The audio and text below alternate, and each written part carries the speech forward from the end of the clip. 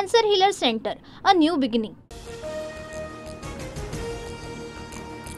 महाराष्ट्राची लोकप्रिय वृत्तवाहिनी आता डीडी फ्री डिशवर. आजपासून डीडी फ्री डिशच्या प्रेक्षकांना TV9 मराठी 68 क्रमांकावर पाहता येणार.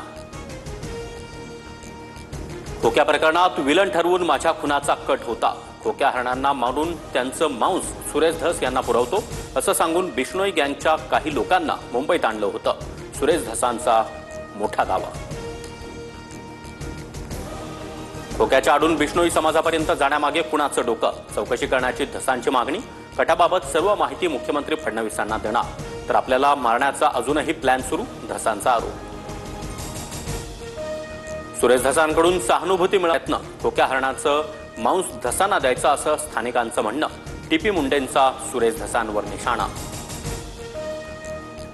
सुरेश धसांना फसवलं जात आहे. हरिण आमचा देव, आम्ही कधीही मारलं नाही. घरी सापडलेलं मांस रानडुक्कर आणि बकऱ्याचं होतं. खोक्या भोसलेची पत्नी तेजू भोसलेकडून स्पष्ट.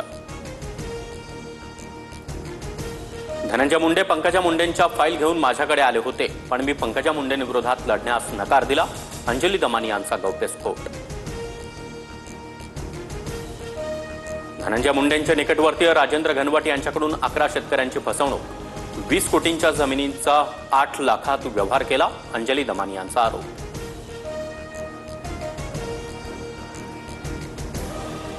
विरोधात लढणाऱ्या शेतकऱ्यांचा छळ करत राजेंद्र घनवट यांच्याकडून खोटे गुन्हे. धनंजय मुंडेंकडून फोन आल्यानं 9 शेतकऱ्यांवर गुन्हे दाखल. माहिती देताना शेतकरी महिलेला अश्रू अनावर. उद्या उद्धव ठाकरेंची सेना बाळासाहेबांचा विचार आखणार की राहुल गांधींच्या पावलावर पाऊल ठेवून तुष्टीकरण करणार, बघूया. वक्फ विधेयक सादर होण्याच्या पार्श्वभूमीवर फडणवीसांचा ट्विट. बीडमध्ये हत्यांची मालिका सुरूच. अंबाजोगाईमध्ये तरुणावर कोयत्यानं वार, उपचारादरम्यान मृत्यू. 3 जणांविरोधात गुन्हा दाखल.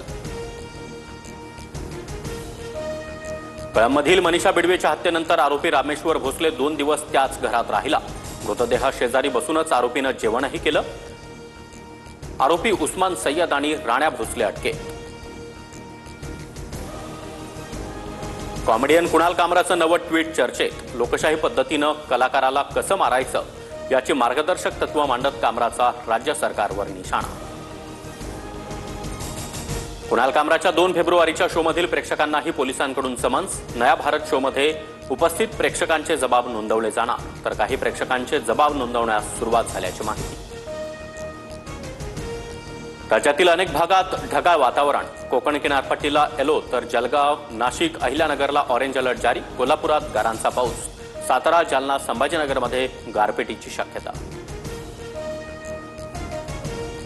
गर्भात व्यंग असल्यानं गर्भपात करण्यास हायकोर्टाची परवानगी. न्यायमूर्ती रेवती डेरे आणि नीला गोखले यांच्या खंडपीठाचा निर्णय.